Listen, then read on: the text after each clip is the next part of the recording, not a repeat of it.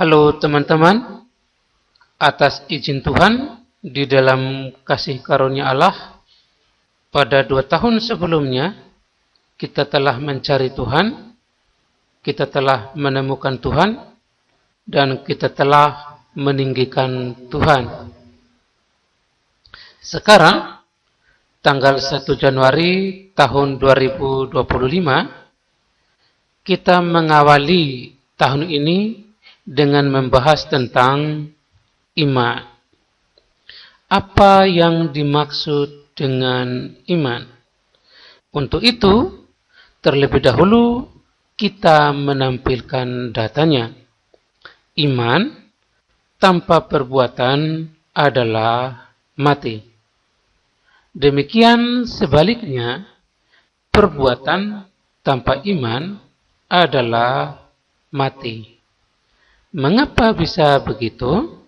Karena segala sesuatu yang kita lakukan yang tidak berdasarkan iman adalah dosa. Upah dosa ialah maut.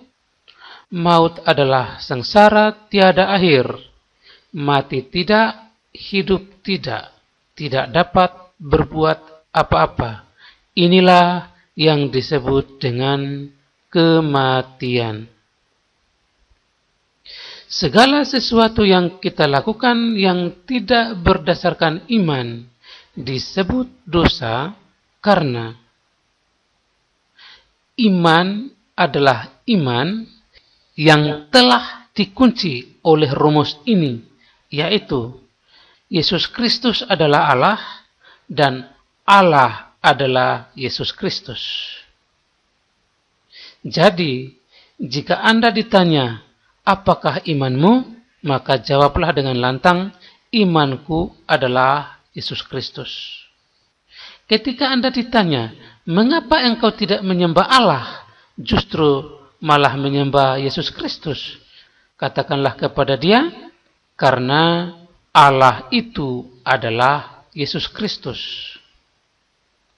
Jika dia ngotot, kami tidak akan menyembah Yesus Kristus karena kami penyembah Allah. Itu berarti dia menyembah Allah yang bukan Yesus Kristus. Jika orang menyembah Allah yang bukan Yesus Kristus, jatuhnya adalah berhala. Jadi, orang yang menyembah Allah tetapi Allah yang disembahnya itu bukan Yesus Kristus, maka pegangan hati yang demikian itu tidak dapat disebut iman. Begitu. Karena itu masuk dalam kategori penyembahan berhala. Nah, untuk menjadi seseorang yang dapat menyembah Yesus Kristus atau yang dapat beriman kepada Yesus Kristus, yang dibutuhkan adalah kepolosan, kemurnian, dan kesejatian roh. Inilah yang disebut dengan bodoh bagi orang dunia. Karena mereka tidak memiliki banyak pertimbangan. Ibarat seorang anak balita yang menyambut ibunya yang bergigi tonggos dan berbibir sumbing dengan sukacita dan berkegirangan. Sebab di sana hanya ada kasih yang suci, kasih yang murni, dan kasih yang sejati, dengan tidak ada embel-embelnya. Sedangkan orang-orang yang menolak Yesus Kristus adalah orang-orang yang tidak polos, tidak murni, tidak sejati, yang memiliki banyak pertimbangan, di mana menurut pemikiran mereka tidak mungkin Allah bisa berak. Inilah yang disebut dengan orang-orang pintar menurut dunia ini. Dengan sikap demikian, maka secara otomatis mereka telah berada di bawah kutuk, yaitu hukuman yang kekal. Hal itu ditandai dengan fakta yang mereka alami secara diri dalam kehidupan mereka sehari-hari, yaitu terkontaminasi oleh unsur-unsur gaib seperti jimat, penglaris, roh-roh jin, tindakan-tindakan perdukunan, takut akan santet, takut akan pelet, takut akan usahanya diapa-apain sama aksi-aksi perdukunan orang lain, kira-kira seperti itu. Jadi mereka akan menjadi orang-orang yang lemah secara rohani dan berada di bawah kekuasaan iblis. Begitu. Sekarang kita memperhatikan apa yang dimaksud dengan perbuatan. Ingat, iman ini adalah iman yang telah dikunci oleh rumus ini, yaitu Yesus Kristus adalah Allah dan Allah adalah Yesus Kristus.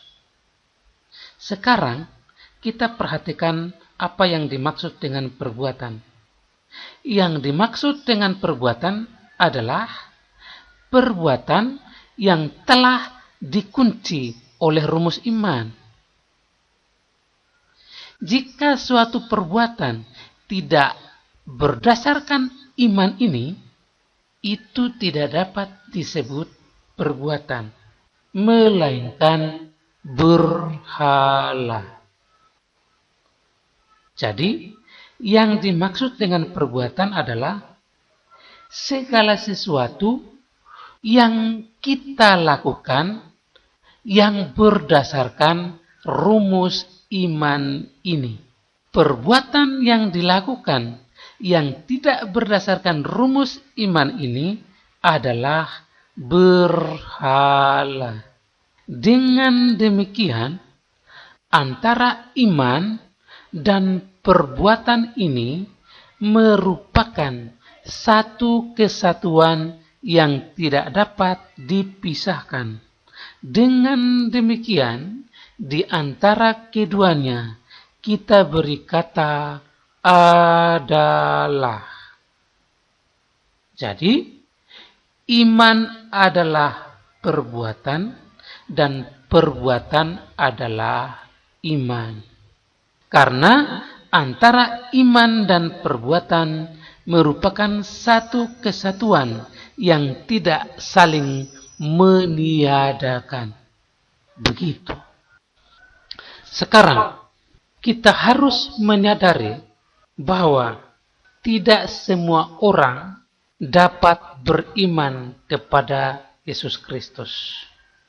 Karena menurut pandangan manusia, Yesus Kristus adalah manusia sebagaimana mereka adalah manusia.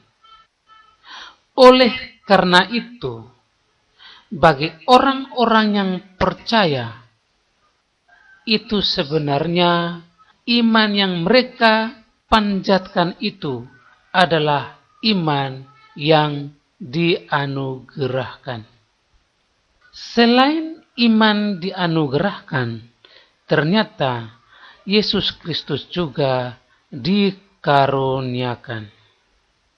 Keduanya sama-sama dianugerahkan.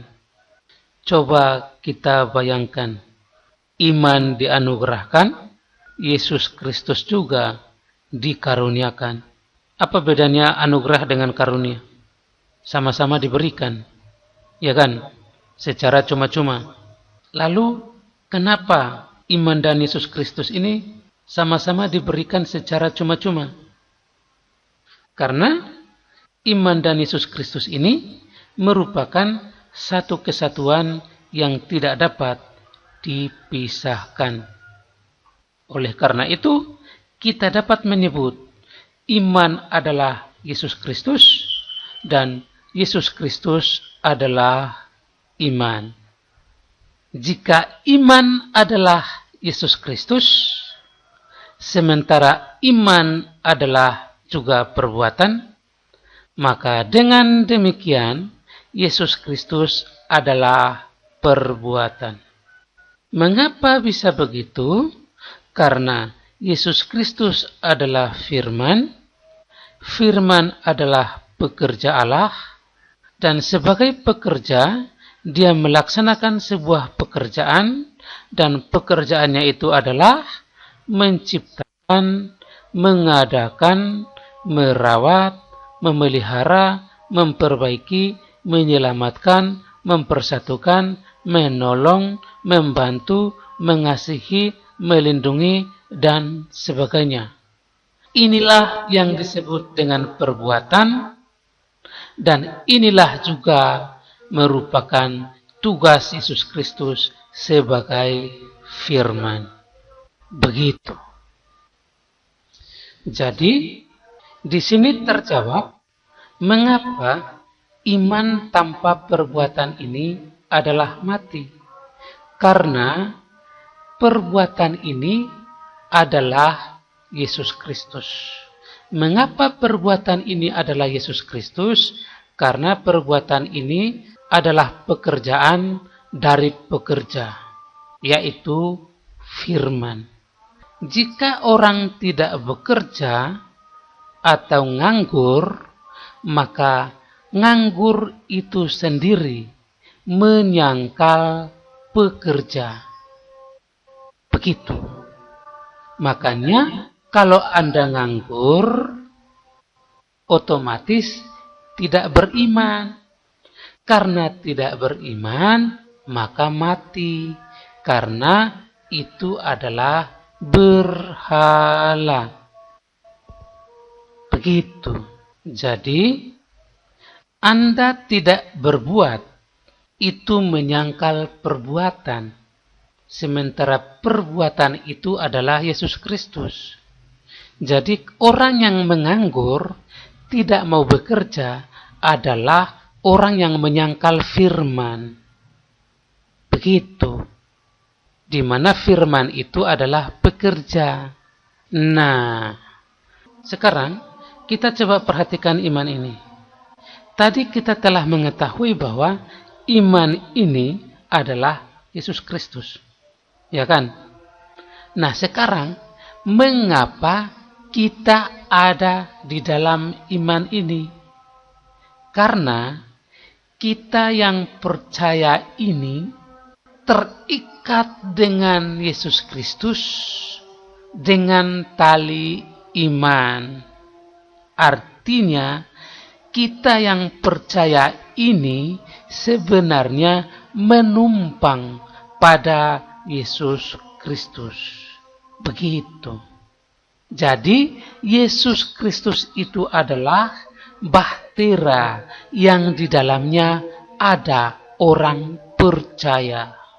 Nahkodanya adalah Yesus Kristus ini sendiri. Begitu. Sebelum saya mengakhiri, saya ingin memberikan tekanan sedikit lagi pada perbuatan adalah Yesus Kristus. Ini valid karena perbuatan ini adalah hukum Taurat. Hukum Taurat itu adalah firman Allah. Firman Allah itu adalah Yesus Kristus. Yesus Kristus adalah pelaku firman yang sejati. Jadi, perbuatan itu sendiri haruslah Yesus Kristus. Karena hanya dialah yang taat sempurna melaksanakan firman Allah itu. Hanya Yesus Kristuslah yang melaksanakan perbuatan ini, yang menerapkan perbuatan ini, yang mentaati perbuatan ini secara sempurna, karena dia sendiri adalah perbuatan. Nah, kita yang percaya turut serta dalam perbuatan itu, karena kita yang percaya dengan Yesus Kristus menjadi satu di dalam perbuatan ini. Begitu. Ya Tuhanku Yesus, aku mengasihi Engkau Bapa. Hiduplah Engkau Tuhan. Hiduplah Engkau Tuhan. Hiduplah Engkau Tuhan. Hiduplah Engkau Tuhan. Hiduplah Engkau Tuhan. Hiduplah Engkau Tuhan. Hiduplah Engkau Tuhan. Hiduplah Engkau Tuhan. Hiduplah Engkau Tuhan. Terpujilah Engkau ya Allah. Dalam nama Yesus, aku berdoa. Amin. Sekarang kita coba beri tekanan lagi kepada iman ini. Iman ini Yesus Kristus. Mengapa iman ini adalah Yesus Kristus? Karena selain Yesus Kristus, sudah tidak ada iman yang lain. Kalau Anda berkata, Anda beriman kepada Allah, Allahnya yang mana? Karena Allah itu cuma satu, yaitu Yesus Kristus. Nah, jadi, karena iman ini adalah Yesus Kristus, maka iman ini haruslah hikmat Allah. Mengapa iman ini adalah hikmat Allah? Karena iman ini adalah Yesus Kristus, sementara Yesus Kristus adalah hikmat Allah. Itu yang pertama. Yang kedua, iman ini tidak timbul dari diri manusia itu sendiri, melainkan dianugerahkan. Itu berarti iman adalah tujuan penciptaan Allah. Setelah Dia menciptakan manusia, iman ini adalah tuntutan Allah dari manusia. Jadi, manusia sudah diciptakan Allah, dan karena itu manusia harus menyembah Allah. Begitu. Karena iman ini terlebih dahulu diinisiasi oleh Allah, yang kemudian satu atribut yang dituntut dari manusia, maka sebenarnya iman ini adalah hikmat Allah. Iman tidak bisa timbul dari diri manusia itu sendiri. Yang timbul dari diri manusia itu sendiri adalah tentang bagaimana cara berbuat jahat. Sementara mengenai iman, dia harus mencari, dia harus mendengar, dan dia harus diberikan. Jika tidak, dia tidak akan pernah memiliki iman. Begitu. Jadi, Yesus Kristus turun dari sorga ke dalam dunia dengan menjalankan seluruh proses kehidupan selayaknya manusia. Kemudian, setelah Dia menyelamatkan, maka Ia membawa mereka yang percaya kepadanya itu sebagai upah dari karyanya. Dia membawa mereka yang percaya kembali kepada Allah. Sehingga pada akhirnya kita semua yang percaya itu, kita semua yang meninggikan Allah di dalam namanya itu, kita semua yang memuliakan Allah di dalam namanya itu, akan masuk ke dalam rumah Bapa. Karena selain Dia bahtera, Dia juga adalah rumah Bapa. Tuhan Yesus mengasihi kita sekalian. Bapa, hiduplah Engkau Tuhan. Engkaulah Allah yang Maha Kuasa, Allah semesta alam. Hanya kepada putramu Engkau berkenan. Bapa, Bapa, Bapa, hiduplah Engkau Tuhan. Hiduplah Engkau Tuhan. Hiduplah Engkau Tuhan. Hiduplah Engkau Tuhan. Dalam nama Putramu Yesus Kristus, aku berdoa. Amin. Dalam nama Bapa dan Putra dan Roh Kudus. Amin.